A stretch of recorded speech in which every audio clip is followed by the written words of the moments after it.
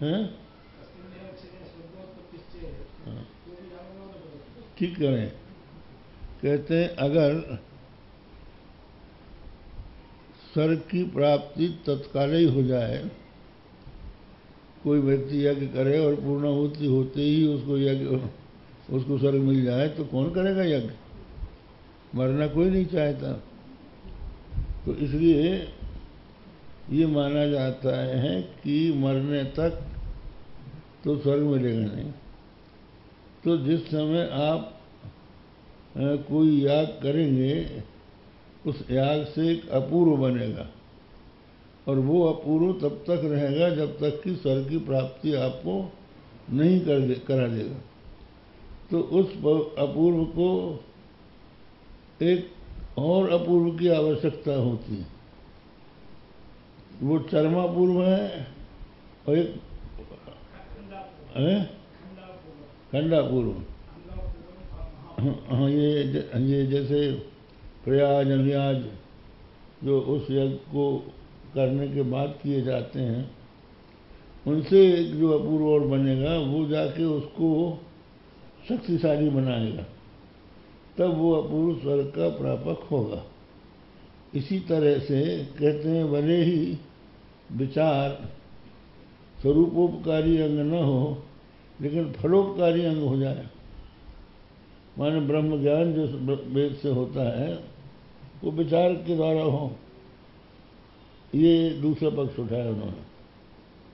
तो कहते हैं अस्तुतरी प्रयाजादिवत परमात्मा ज्ञानोत्पत्तौ, परमात्मा ज्ञान की उत्पत्ति में आरात उपकारी अंगत्व आधारात उपकारी अंगम तदुक्तम इति कर्तव्यता भागम मीमांसा पूरी क्षति, इति कर्तव्यता भाग को मीमांसा पूरी करेगी। इति प्रमाणानाम अनुग्राहक तर्क इति च, और प्रमाणों का अनुग्राहक तर्क होता है। इस प्रकार ये दोनों वाक्य ये कहते हैं कि महावाक्य को विचार की आवश्यकता है। माने विचार के द्वारा जो ब्रह्म ज्ञान होगा, उस ब्रह्म ज्ञान के उत्पत्ति में विचार की सहायता लेनी पड़ेगी। बोले तो तन्ना प्रयागादि भी अग्नेयादिषु फलानुकूल शक्तिवत वेदे तत्व साक्षात्कार जननानुकूल शक्ति राधाना भावात। ये कहते हैं कि प्रयाग आदि से आग्नेय जन्य अपूर्व में जैसे शक्ति बढ़ जाती है, वैसे विचार से वेद वाक्य की कोई शक्ति बढ़ जाती हो, ऐसा नहीं है। उसमें कोई आधान की आवश्यकता नहीं है। नहीं वाक्यास्त्र उत्पत्तिकार सब प्रकाशन शक्ति देखते हैं विचाराधेयम किंचित अस्ति। कहते हैं औत्पत्तिकस्तु शब्द से अर्थी न संबंधा, एक सिद्धांत है। माने शब्द जो है, अर्थ के साथ शब्द का जो संबंध है वह स्वाभाविक होता है। उत्पत्तिक माने स्वाभाविक। जैसे ही हम शब्द का प्रयोग करते हैं, अर्थ हमारे सामने उपस्थित हो जाता है। तो ये औत्पत्तिक तो शब्द से अर्थ में संबंध है। तो वेदांत वाक्य भी शब्द है। उस वेदांत वाक्य का जो अर्थ है, ज्ञान, ब्रह्म ज्ञान, वो स्वाभाविक है, औत्पत्तिक है।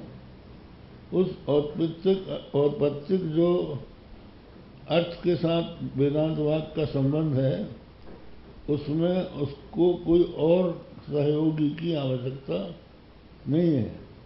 वो सीधे ही अर्थ का बोध करा देगा। जैसे महावाक्य का श्रवण कोई करेगा, तत्त्वमसि या महात्मा ब्रह्म, उसको वो का अर्थ बोलो समझ में आ जाएगा। इसलिए प्रयाज आदि भी रागने आदि फलानुकूल शक्तिवत भेदे तत्व साक्षात्कार जनानुकूल शक्ति नाधाना भावात। कहते हैं जैसे वहाँ फलानुकूल शक्ति उत्पन्न होती है प्रयाज आदि से, यहाँ पर विचार से ब्रह्म ज्ञान को उत्पन्न करने की कोई शक्ति अलग से मिल जाएगी महावाक्य को, ऐसा नहीं है। किसी शक्ति का आधान नहीं होगा। नहीं वाक्य से औत्पत्तिकार्थ प्रकाशन शक्ति देखते हैं विचाराधेयम किंचित अस्ति। वाक्य का जो औत्पत्तिक अर्थ प्रकाशन सामर्थ्य है उसके अतिरिक्त और विचार से कुछ वहाँ आधेय नहीं। तदंगत्वाद वेदक प्रमाण भावस्य उक्तत्वाच्च।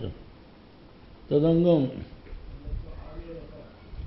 तंगत, हाँ जी, तदंगत्वा वेदक प्रमाण भावस्य उक्तत्वात्। कहते हैं कि जो वेद प्रमाण है महावाक्य, तो महावाक्य प्रमाण, महावाक्य प्रमाण वेद ब्रह्म ज्ञान में है ही, उसका कोई और अंग है इसका पहले ही निराकरण कर दिया गया है कि उसका कोई दूसरा अंग प्रमाण नहीं है। यही है, सत्यादि के द्वारा वियोजक कोई प्रमाण नहीं है। और दूसरा प्रमाण हो तब उसका अंग विचार बने। इस प्रमाण का तो कोई विचार अंग है नहीं, हो नहीं सकता, और दूसरा कोई प्रमाण है नहीं, इसलिए विचार की अंगता नहीं है।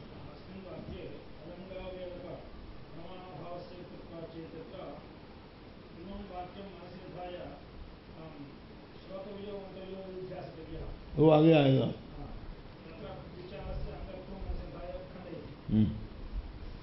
तो नहीं वाक्य से उत्पत्ति का अर्थ प्रकाशन शक्ति विचाराधेय किंचिदस्ति।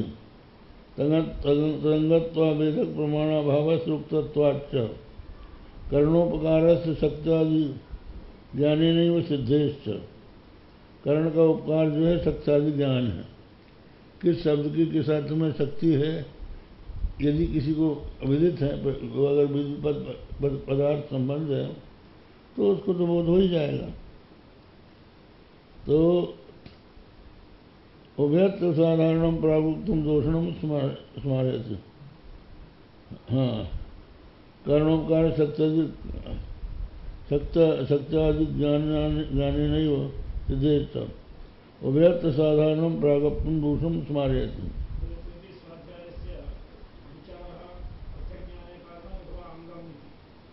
माने अर्थ ज्ञान में करण बनेगा या फल के ज्ञान, फल की उत्पत्ति में करण बनेगा, यही ना। तो कहते दोनों बात नहीं बनती, ना तो अर्थ ज्ञान में वो करण है और न ब्रह्म ज्ञान रूपी फल की उत्पत्ति में करण, इसलिए विचार व्यर्थ है, यही कहने जा रहे हैं ना। सापेक्ष चीज तथात्व विचार से कर्णत्व अंगत्व व सापेक्षता पतनम न युक्तम। इसलिए विचार की अंगता और विचार की